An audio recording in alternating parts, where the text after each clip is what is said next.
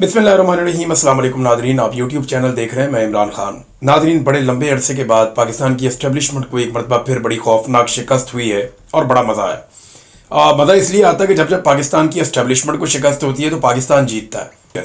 लेकिन पाकिस्तान तहरीक इंसाफ के लोग हों या आम पाकिस्तानी हों, वैसे ये आम पाकिस्तानियों का मिशन था। मिशन नूर के नाम से उन्होंने इसको शुरू किया और नूर जो है वो अल्लाह के नामों में से एक नाम है और मेरे अल्लाह ने इसका कुरान पाक में जिक्र भी किया और सूरह नूर भी है। तो किसी आदमी ने अगर कोई 100, 50 या 150 साल पहले कोई हरकत की है तो उस हरकत की बुनियाद के ऊपर ये अल्लाह का नाम नहीं चुरा सकता कोई। तो मिशन नूर जो है वो मुकम्मल हुआ, उसका पहला मरहला, और उसमें पाकिस्तानियों ने अजान दी और बहुत बड़े पैमाने पर, यानी हर तरफ अजान ही सुनाई दे रही है। यानी मैं जब अजान देने के लिए गया मेरे घर के अकबी हिस्से में, मैंने वहाँ जाकर अजान दी और मैंने वीडियो पोस्ट की, तो तब तक मैंने देखा नहीं था कि सोशल मीडिया पे चल क्या रहा है।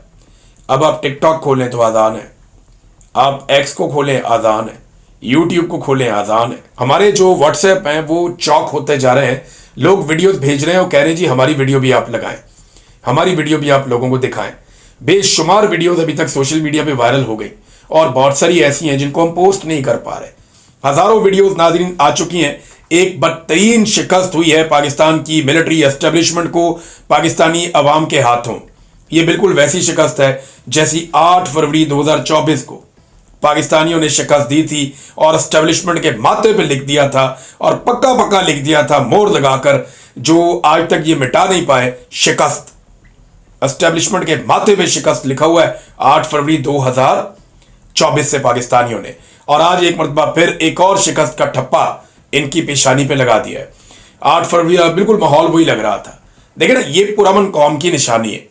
लड़ाई में, झगड़े में, तसादुम में लोग बाज़-औक़ात गुरेज करते हैं, लेकिन जैसे ही लोगों को अपनी ओपिनियन देने का कोई लॉजिकल वे नजर आता है, ये पाकिस्तान के अंदर जो जुल्म करने वाले लोग हैं ना, जाबिर हैं, जो फस्तायत करते हैं, उनके लिए अच्छी खबर है। और उनके लिए अच्छी खबर यह है कि जब चाहें वो पीछे वापस आ सकते हैं, वो अपना किबला दुरुस्त कर लें, क्योंकि अभी तक पाकिस्तानी अमन के रास्ते पे ही चलना चाहते हैं। आज भी पाकिस्तानियों ने अपनी सोच बता दी है। आज भी पाकिस्तान की हर गली में, मोहल्ले में, छतों पे, हर जगह पे हमें अजान की आवाज़ आ रही थी।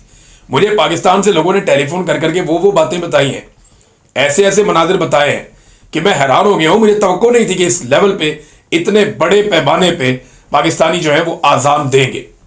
अल्लाहू अकबर, अल्लाहू अकबर। अल्लाह सबसे बड़ा है, अल्लाह सबसे बड़ा है। अल्लाह को पुकारा लोगों ने। अल्लाह रब्बुल इज़्ज़त लोगों की तकालीफ आसान करता है, उन्हें सब्र देता है, उन्हें हिम्मत देता है और फिर उन्हें फतह देता है। तो पाकिस्तानियों ने अपना मुकदमा अल्लाह रब्बुल इज़्ज़त के सामने रख दिया है। एस्टेब्लिशमेंट बयानियाँ बनाने में नाकाम रही और लोगों की सोच को बदलने में अभी तक नाकाम रही। ये साबित हो गया कि सारी कोशिश करने के बावजूद ये लोगों की सोच को नहीं बदल पाए। लोग एग्जैक्टली आज भी वैसे ही सोच रहे हैं जैसा 8 फरवरी को सोच रहे थे, या शायद अब लोगों में इसकी शिद्दत ज़्यादा है। पुरअमन पाकिस्तानी इस जुल्म से निजात चाहते हैं। ये भी एक चीज़ सामने आई। ख़वातीन ने दुआएं भी की हैं। ख़वातीन क्योंकि अजान नहीं देती, उन्होंने बाज़ जगह पे दुआएं करवाई, बाज़ जगह पे जो अजान की कैसेट्स हैं वो चलाई। तो ख़वातीन ने अपने तौर पे जितना वो रोल प्ले कर सकते थे उन्होंने किया। मेरा अपने रब पे इतना भरोसा है ना, इतना ईमान है। जब ISI ने मुझे एक छोटे से सेल में कैद किया हुआ था ना, मुझे लगता था मैं चला जाऊँगा यहाँ से। मेरी बहुत दफ़ा हालत बहुत ख़राब हो जाती थी। ये मुझे बहुत अजीबोगरीब खबरें भी सुनाते थे, मेरे घर वालों के बारे में भी। तो मुझे एक दिन एक आदमी वहाँ पे कहता है, नकाब पोश, कि तुम यहाँ से नहीं जा पाओगे, यहीं सड़ोगे, ऐसे बोलता है, यहीं सड़ोगे। मैंने उसे कहा जिस वक्त मेरे अल्लाह का हुक्म आएगा ना, मैं तुम सबके बीच में से गुजर के चला जाऊँगा। तो फिर उसने मुझे कहा कि तो फिर तुम इतना फड्डा क्यों करते हो यहाँ पे। मैं एक दो दफ़ा अपना सर फाड़ लिया मैंने, मैं बहुत प्रोटेस्ट भी करता था, मेरा झगड़ा उनसे चलता था। वो जो कपड़ा उन्होंने मुझे दिया पहनने के लिए ऑरेंज कलर का, वो मैंने आखिरी दिन तक नहीं पहना। बड़ी कोशिश की उन्होंने कपड़े चेंज करवाने की, मैंने कहा नहीं, वो ऑरेंज कपड़े मैंने उनसे नहीं पहने लेकर, जो सारे कैदियों को पहनाते हैं वहाँ पे, उस जगह पे जहाँ मुझे रखा था। मुझे पता है कौन सी जगह है, मैं जाऊँगा वहाँ पे इंशाल्लाह, ज़रूर एक दिन जाऊँगा। तो वो जो मुझे उसने कहा, फिर मैंने कहा जी देखिए मैं तो अपना काम करूँगा ना, मेरा काम है जोर लगाना, कोशिश करना, लेकिन जिस दिन मेरे रब का हुक्म हो जाएगा ना, मैं तुम सबके बीच में से गुजर के चला जाऊंगा। और फिर मैं आ गया। मुझे रब पे बड़ा भरोसा था, आज भी उतना ही भरोसा है, शायद उससे ज्यादा भरोसा है अपने रब पे। और ये रब हमें अकेला नहीं छोड़ेगा। आज करोड़ों लोगों ने दुआ की है। अल्लाह ताला का बड़ा शुक्र है, पाकिस्तानियों को अल्लाह ताला ने एक फतह दी है। पीएमएलएन ने नादरीन जो प्रोग्राम किया, बड़ी मेहनत की, बड़ी कोशिश की, इन्होंने बड़ा पैसा भी खर्च किया बेचारों ने। कुछ ओवरसीज पाकिस्तानी, उनका तो बहुत पैसा लग गया। आसिम मुनीर साहब तो नहीं आए, वो चले गए, उनके पास अच्छी रिपोर्ट्स नहीं थी कि पाकिस्तान तहरीक इंसाफ बहुत एहतजाज कर रही है। और तहरीक इंसाफ ने एहतजाज किसी सियासतदान के खिलाफ किया भी नहीं, या ओवरसीज पाकिस्तानियों ने जो एहतजाज किया वो किसी सियासतदान के खिलाफ नहीं किया। उन्होंने सिर्फ फील्ड मार्शल आसिम मुनीर साहब के खिलाफ एहतजाज किया। उनके हाथों में जितने पोस्टर थे वो सारे के सारे जो उन्होंने उठाए हुए थे होर्डिंग्स, उनमें आसिम मुनीर साहब थे, और उनके चेहरे के ऊपर क्रॉस ऐसे लगा हुआ था उनकी बॉडी पे, और उस पर लिखा हुआ था नो मोर डिक्टेटर, कि हमें मजीद कोई डिक्टेटर नहीं चाहिए, नो मोर एक्सटेंशन, हमें मजीद कोई एक्सटेंशन भी नहीं चाहिए। ये ओवरसीज पाकिस्तानी कर रहे थे। तो वहां से आसिम मुनीर साहब तो नहीं आए, फील्ड मार्शल साहब चले गए, गालिबन यूरोप चले गए, लेकिन शहबाज शरीफ साहब गए, कुछ और सियासतदान भी वहां पे थे। तो बड़ी मेहनत की है, बड़ी कोशिश की है, यूरोप से लोग आए, अम्बेसी से, और पाकिस्तान से कुछ लोग आए, उसके अलावा यहाँ से बहुत सारे लोगों को बड़ा लेविश खाना दिया गया और बहुत खर्चा किया गया, लेकिन एक अच्छी तादाद में लोगों को इकट्ठा करने में वो होटल के अंदर कामयाब हो गए। लेकिन हुआ ये कि पाकिस्तान तहरीक इंसाफ के लोग भी बड़ी तादाद में आ गए, उन्होंने आके होटल के चारों तरफ एहतजाज शुरू कर दिया। तो अंदर घुसने का इनको जगह ही ना मिले, तो शहबाज शरीफ वगैरह को और इनकी कंपनी को, जो जितने भी लोग थे, इन सारों को होटल के अंदर घुसाया गया फायर एग्जिट से, और इनको सिक्योरिटी देने के लिए डिफरेंट किस्म की वहां पे फोर्सेस मौजूद थी। 4 या 5 डिफरेंट किस्म की फोर्सेस जो लोग अंदर गए, उन्होंने बताया कि वहां पे मौजूद थी, और अंदर भी बहुत ज्यादा सिक्योरिटी थी कि कोई ऐसा वाकया ना हो जाए जिससे कोई नया मसला खड़ा हो जाए। बहरहाल शहबाज शरीफ साहब की अब एक इतला ये आ रही है कि अमेरिका में शायद ट्रंप से मुलाकात होगी पीर वाले दिन। ये एक बड़ा टफ काम है शहबाज शरीफ के लिए, क्योंकि डोनाल्ड ट्रंप को आप प्रेडिक्ट नहीं कर सकते, वो किसी वक्त कुछ भी कर सकता है। लेकिन चले, ये मुलाकात होती है तो फिर देखते हैं। बहरहाल ये वज़ीर आज़म तो जाली है, मैंडेट भी जाली है, जो ये कार्रवाई करेगा वो भी जाली है।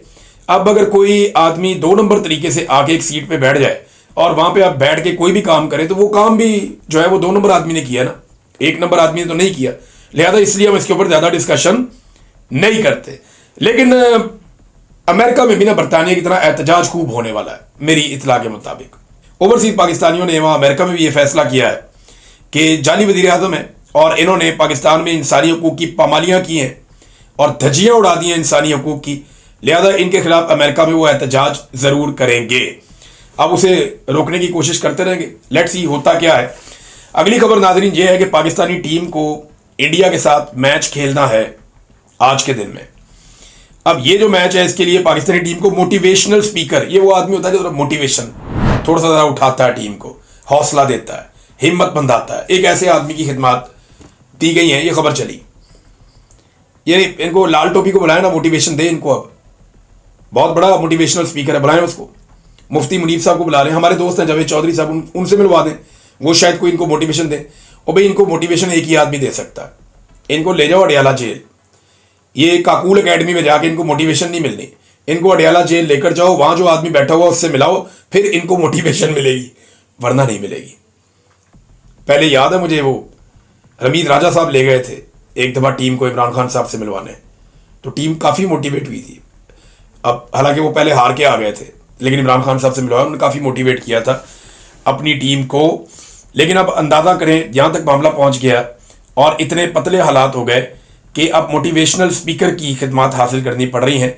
ये है जनाब पाकिस्तान के उस खेल की हालत जो पाकिस्तानी सबसे ज्यादा पसंद करते हैं। नादरीन, इंजीनियर मोहम्मद अली मिर्जा साहब के हवाले से उलमा इकराम के कुछ फतवे आए हैं और अब क्लियरिटी के साथ बहुत कम उलमा जो है उन्होंने इस पर बात करना शुरू की है। दारुल इफ्ता से एक मेरे पास मौजूद है फतवा क्या, उनका एक स्टेटमेंट है। जावेद अहमद गामदी साहब का है, हाफिज सैयद मोहम्मद हैदर नकवी साहब का है, जामिया मस्जिद उस्मानिया रावलपिंडी से है, मौलाना तारिक मसूद साहब ने इसके ऊपर बात की है। ये फतावा तो नहीं है, लेकिन ये उलमा की राय है और ये अब लगातार आहिस्ता आहिस्ता आ रही है, जो ये बता रहे हैं कि इंजीनियर मोहम्मद अली मिर्जा साहब ने कोई तौहीन रिसालत नहीं की, उनके साथ ज्यादती हो रही है, मौलवी हजरात उनके साथ स्कोर सेटल कर रहे हैं, ये जुल्म है, ये गलत है। कल को अगर ये उलमा इकराम सोचे अगर उनके साथ कोई ऐसे कर दे तो फिर जो इंजीनियर साहब ने बात की है वो किसी को भी पसंद नहीं आ सकती। लेकिन उन्होंने बताया कि ये बात किसी और ने की है, उन्होंने खुद से वो बात नहीं की। ये बार बार सारे लोग यही कह रहे हैं कि जो बातें अबू जहल ने की थी वो बातें भी तारीख की किताबों में लिखी हुई है ना। अब इंजीनियर मोहम्मद अली मिर्जा साहब को टेक्निकली फंसाने की कोशिश की जा रही है जो बड़ी सख्त ज्यादती है। उलमा ने बोलना शुरू किया। मैंने बहुत सारी उलमा से ना वैसे ही टेलीफोन पे रब्ता किया। मैंने पूछा, मैंने कहा जी आप मुझे बताएं, मुझे थोड़ा आगाह करें, मेरा इल्म इतना ज़्यादा नहीं है, मैं दीनी इल्म में उतनी दस्तरस नहीं रखता, तो आप मुझे बताएं। तो मुझे ज़्यादातर उलमा ने, ज़्यादातर क्या 99% ने, एक आधे को छोड़ के, वो जो एक आधा है ना, उसने भी ये नहीं कहा कि सजाए मौत दे दो, ये कर दो, वो कर दो, उसने भी मार्जिन कोई और दिया। लेकिन ज़्यादा उलमा ने, तकरीबन सब ने मुझे ये कहा कि नहीं ये ज्यादती हो रही है। तो मैं उन सबसे गुजारिश करता हूं, किसी का नाम नहीं लेता, ना मैं किसी का नाम लूंगा, लेकिन सबसे मैं ये गुजारिश करता हूं कि अगर आपने सच बोलना है तो खुलकर बोले ना। मेरे साथ टेलीफोन पे सच बोलने का क्या फायदा? खुलकर बात करें, साफ बात करें कि भाई ये आदमी के ऊपर गुस्ताखी का गलत मुकदमा बना दिया, इसके साथ ज्यादती हो रही है। जो ज्यादती है उसको ज्यादती कहें आप, रब आपसे राजी हो जाएगा। अगर आप जुल्म को रोकने के लिए उलमा इकराम आगे नहीं आएंगे तो कौन आएगा? बहरहाल इस वक्त अली मोहम्मद अली मिर्जा साहब जो है इंजीनियर साहब, उनके साथ इस वक्त तो ज्यादती हो रही है, इसमें कोई दो राय नहीं है। आप सारे इख्तलाफात एक तरफ रखें, लेकिन ये गलत है जो उनके साथ हो रहा है। नाज़रीन, चौधरी शुजात हुसैन साहब, ये बहुत बड़ी खबर थी। मैंने कहा मैं आपको खबर जरूर पहुंचाऊं, बड़ी दबंग खबर है, और आज की मेरे ख्याल में सबसे तगड़ी खबर यही है कि चौधरी शुजात हुसैन साहब बॉडी बिल्डिंग फेडरेशन के चेयरमैन बना दिए गए। अब पाकिस्तान को कोई नहीं रोक सकता, क्योंकि चौधरी शुजात हुसैन अब बॉडी बिल्डिंग फेडरेशन के चेयरमैन बन गए। मुझे लगता पता है क्या है? मुझे लगता यह है कि, और ये खबरें मीडिया पे आ रही हैं, मुझे लगता यह है कि पाकिस्तान ना जानबूझ के एक ऐसे जत्थे ने काबू कर लिया है कि अब वो पाकिस्तान का हर फील्ड में मजाक उड़ा के इंजॉय कर रहा है। क्रिकेट के अंदर पाकिस्तान की दुर्गत बना के रख दी इन्होंने। बांग्लादेश से, वेस्ट इंडीज से पाकिस्तान हार रहा है, अफगानिस्तान के साथ मैच आपके फंस रहे हैं। ये बेड़ा गर्क किया वर्ल्ड क्लास टीम का, और ये शायद इंजॉय कर रहे हैं इसको। पीसीबी जितने खिलाड़ी बनाने हैं वो मोहसिन नकवी के बिल अदा कर रहा है, अंदाजा करें आप। उसके बाद अब बॉडी बिल्डिंग पाकिस्तान में बड़ा ये मकबूल खेल है, बहुत सारे नौजवान बॉडी बिल्डिंग करते हैं। तो उस फेडरेशन का, जिस बंदे की अपनी बॉडी खुद मूव नहीं कर सकता, वो जिसे अपनी बॉडी की मूवमेंट के लिए बहुत सारे सहारों की और मदद की जरूरत है, और अब से नहीं है, गुज़िश्ता चंद सालों से, अल्लाह ताला उन्हें सेहत अता फरमाए। मैं उनका मजाक नहीं उड़ा रहा, मैं बिल्कुल मजाक नहीं उड़ा रहा। मैं चौधरी शुजात हुसैन साहब का दिल से एहतराम करता हूं, चंद वजूहात की बिना पे। उनमें बहुत सारी खसूसियात भी हैं जहां खराबियां होती हैं इंसानों में। वो बड़े मिलनसार आदमी हैं, बहुत सारी और पॉजिटिव चीजें भी हैं उनमें। लेकिन यार आपने खेल के साथ क्या मजाक किया? मैं चौधरी साहब का मजाक नहीं उड़ा रहा, लेकिन जो आदमी अपनी बॉडी को कैरी नहीं कर पा रहा, उसको अपने बॉडी बिल्डिंग फेडरेशन का सदर ही बना दिया आपने पकड़ के।